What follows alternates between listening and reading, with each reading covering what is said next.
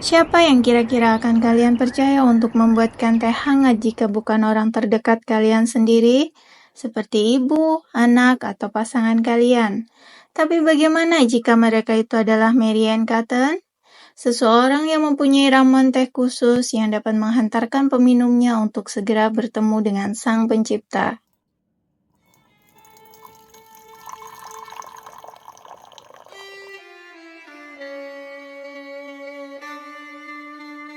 Selamat datang dan selamat bertemu kembali di Sisi Gelap, channel yang membahas sisi gelap dari segala hal.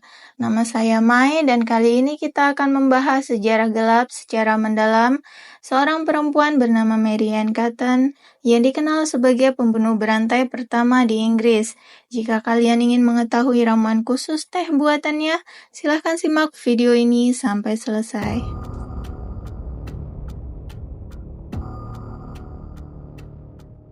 Mary Ann lahir pada tanggal 31 Oktober 1832 di Durham, Inggris. Ayahnya bernama Michael Robson dan ibunya bernama Margaret. Mary Ann adalah anak pertama dari 3 bersaudara, yaitu Margaret dan Robert. Namun begitu, adiknya yang bernama Margaret meninggal ketika baru berusia beberapa bulan saja. Dikarenakan pekerjaan ayahnya, keluarga Mary Ann pindah ke Morton yang masih merupakan bagian dari kota Durham tempat mereka tinggal saat itu. Sayangnya, setelah kepindahan mereka, Mr. Robson meninggal pada Februari 1842 akibat terjatuh dari ketinggian 45 meter ketika sedang bekerja. Mary Ann yang masih berusia 7 tahun dan adiknya 6 tahun terpaksa harus ikut ibunya keluar dari rumah inventaris tempat Mr. Robson bekerja.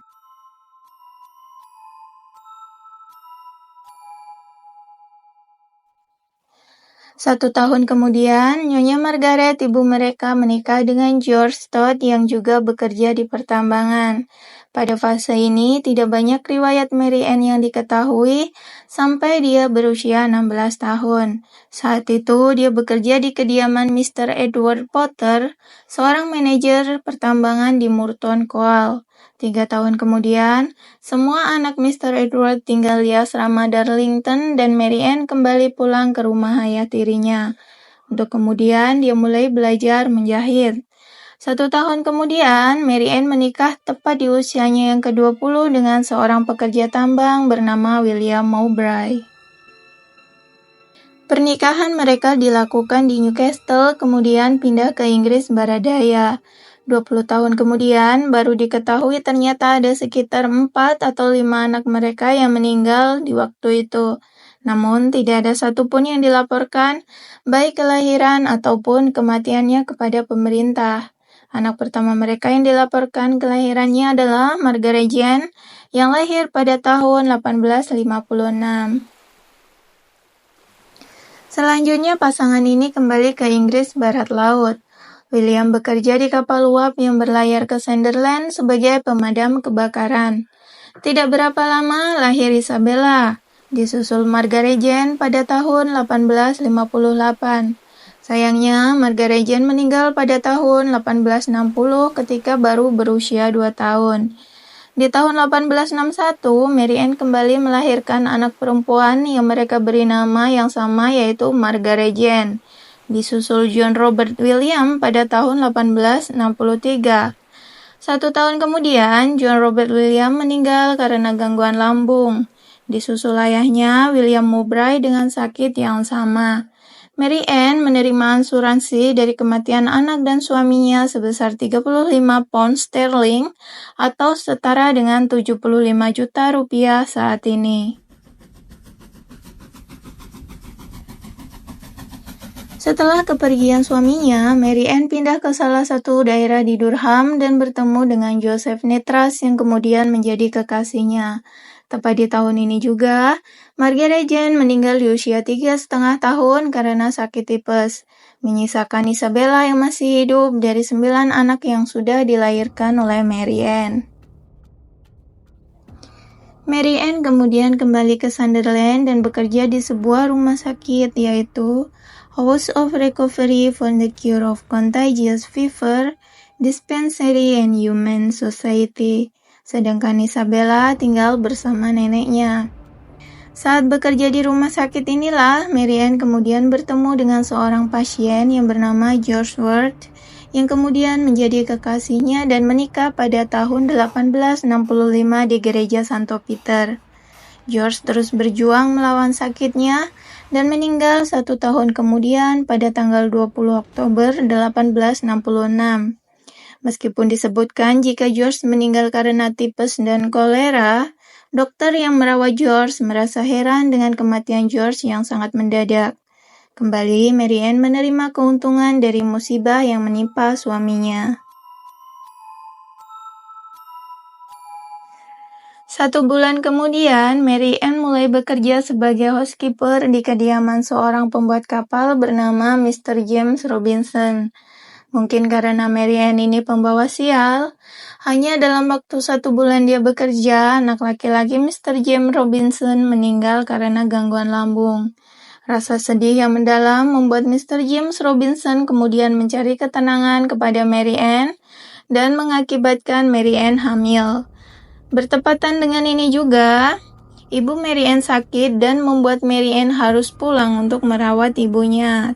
Tetapi justru bukannya sehat, ibu Mary Ann meninggal hanya 9 hari setelah Mary Ann datang, meskipun sebelumnya sempat sembuh beberapa hari.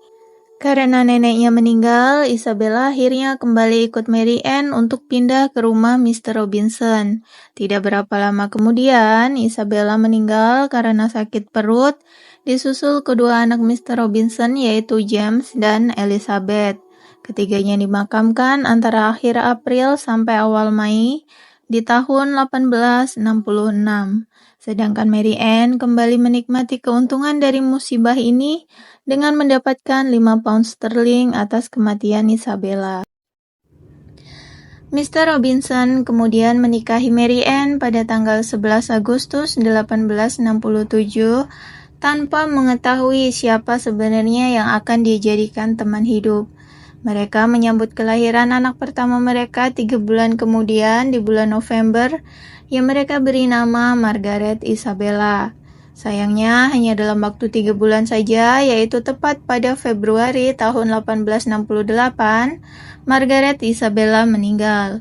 Meskipun begitu, mereka segera move on dengan kelahiran George pada 18 Juni 1869. Mary Ann yang terus-menerus mendesak Mr. Robinson agar segera mengasuransikan dirinya, membuat Mr. Robinson curiga dan mulai berhati-hati dengan Mary Ann sampai akhirnya dia mengetahui jika ternyata Mary Ann mempunyai hutang sebesar 60 pound sterling tanpa sepengetahuannya.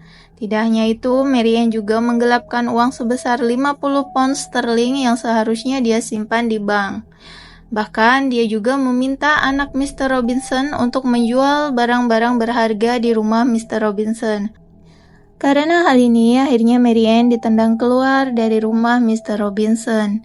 Dan beruntung untuk Mr. Robinson yang segera mengetahui siapa orang yang dia jadikan teman hidup. Karena beberapa di antara kita, bahkan sampai detik ini, tidak tahu siapa teman hidup kita yang sebenarnya. Lalu dari mana Mary Ann mendapatkan nama Cotton hingga akhir hayatnya? Ketika Mary Ann diusir dari rumah Mr. Robinson, dia tidak mempunyai tempat tinggal atau pekerjaan. Untungnya dia bertemu dengan temannya yang bernama Margaret Cotton.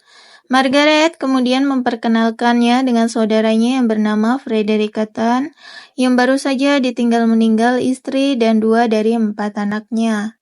Selama ini, Margaret sudah menjadi ibu asuh untuk kedua keponakannya, yaitu Frederick Jr. dan Charles. Tidak lama setelah Mary Ann masuk di tengah keluarga mereka, musibah pun mulai menimpa keluarga ini. Margaret Cotton meninggal pada Maret 1870 karena penyakit lambung yang tidak diketahui penyebabnya, meninggalkan saudaranya Frederick Cotton semakin terpuruk dalam kesedihan. Hal ini tentu dimanfaatkan oleh Mary Ann untuk berpura-pura berempati, dan benar saja akhirnya Mary Ann pun hamil untuk yang ke-12 kalinya. Terlepas dari Mary Ann yang masih istri sah Mr. Robinson, Frederick kemudian menikahi Mary Ann pada 17 September 1870 di gereja Santo Andrew. Sama seperti Mr. Robinson, Frederick tidak tahu siapa yang sudah dia nikahi. Di awal tahun 1871, mereka menyambut anak pertama mereka yang bernama Robert. Tidak berapa lama setelah pernikahan mereka, Mary Ann mengetahui jika mantan kekasihnya Joseph Nitras, yang sudah menjadi duda tinggal hanya 48 km dari tempat mereka tinggal. Dia pun mendesak suaminya untuk segera pindah agar dia bisa lebih dekat dengan Joseph. Entah Frederick mengetahui hubungan mereka atau tidak, Frederick kemudian menuruti permintaan istrinya tersebut. Namun tragisnya, Frederick meninggal tidak sampai 1 tahun setelah kepindahan mereka akibat penyakit perut pada Desember 1871. Karena Frederick sudah bukan penghalang lagi, Joseph dan Mary Ann kemudian tinggal bersama.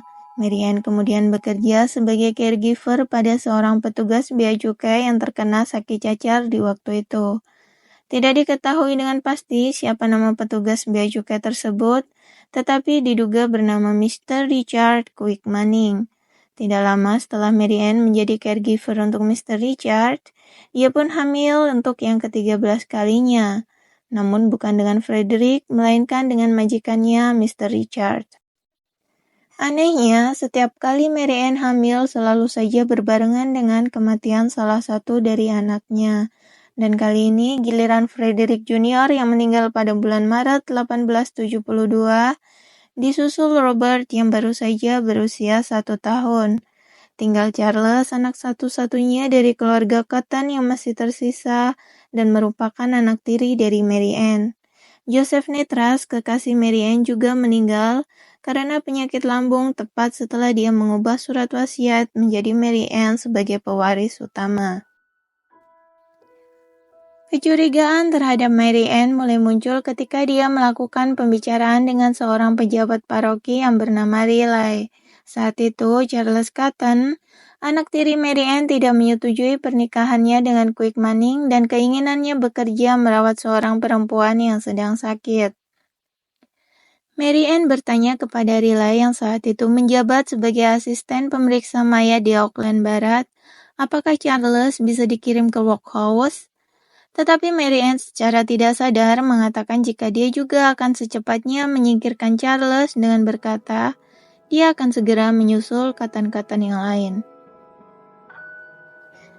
Benar saja, 5 hari kemudian Mary Ann mengatakan jika Charles telah meninggal dunia. Hal ini tentu saja membuat Riley semakin curiga. Dia kemudian pergi ke kantor polisi setempat untuk melapor dan meminta agar dokter tidak menerbitkan sertifikat kematian sampai hasil investigasi keluar. Sedangkan Mary Ann, hal pertama yang dia lakukan adalah mencairkan asuransi. Namun ternyata asuransi hanya dapat dicairkan jika Mary Ann dapat menunjukkan bukti sertifikat kematian Charles. Namun mengejutkan sekali, ternyata hasil investigasi menunjukkan jika Charles meninggal secara wajar. Mary Ann mengatakan dia telah memberikan garut untuk meringankan sakit perut Charles, dan alasan Riley melaporkannya adalah karena dia telah menolak rayuan Riley. Meskipun begitu, media yang sudah terlanjur mengetahui berita ini menjadi semakin tidak terkendali. Mereka mulai melakukan investigasi mandiri dan menemukan fakta-fakta bahwa ternyata Mary Ann telah kehilangan 3 suami, 2 kekasih, teman, ibu, dan 11 anaknya, yang semuanya disebabkan oleh sakit perut. Kematian ini masih belum termasuk anak-anak tiri juga anak-anak kekasihnya. Rumor ini semakin lama semakin meluas dan sampai juga pada Dr. William Byers yang menangani George, suami kedua Mary Ann ketika dia sakit. Dr. Byers kemudian melakukan investigasinya sendiri dengan memeriksa kembali sampel-sampel George yang masih dia simpan. Hasilnya adalah dia menemukan adanya kandungan arsenik di sampel tersebut dan selanjutnya melaporkannya kepada polisi.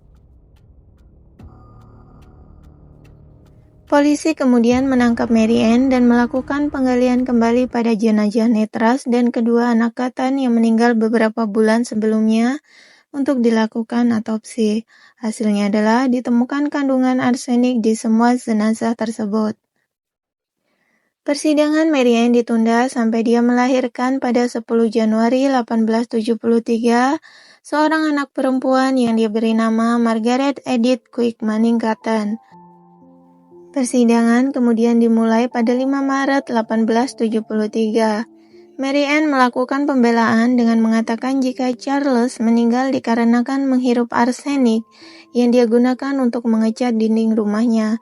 Mary Ann juga mengatakan kemungkinan besar apoteker telah menggunakan arsenik karena mengira jika itu adalah bubuk bismut ketika menyiapkan obat untuk Charles. Namun jaksa penuntut beranggapan jika kematian mereka disebabkan karena hanya menghirup bubuk arsenik, tentu arsenik yang mereka hirup harus dalam jumlah yang sangat banyak. Para juri membutuhkan waktu 90 menit untuk berdiskusi sebelum akhirnya menyatakan Mary Ann bersalah. Beberapa orang percaya jika Mary Ann yakin bahwa dirinya akan menerima pengampunan dari kerajaan Inggris karena dia adalah seorang pengasuh anak. Namun faktanya adalah beberapa kali permohonannya selalu ditolak hingga akhirnya dia dihukum gantung pada 2 Maret 1873 di usia 40 tahun yang dilakukan oleh sang eksekutor bernama William Calcraft. Margaret Edith Quick Manning-Cotton dan George Robinson hanyalah 2 dari 14 anak Mary Ann yang masih hidup. George Robinson selamat karena kewaspadaan ayahnya yang curiga kepada Mary Ann. James Robinson juga satu-satunya laki-laki yang selamat dari 6 laki-laki yang menjalin hubungan asmara dengan Mary Ann. Tentunya terima kasih untuk Riley dan Dr. William Byers yang telah berkontribusi dalam membuka kejahatan Mary Ann ini.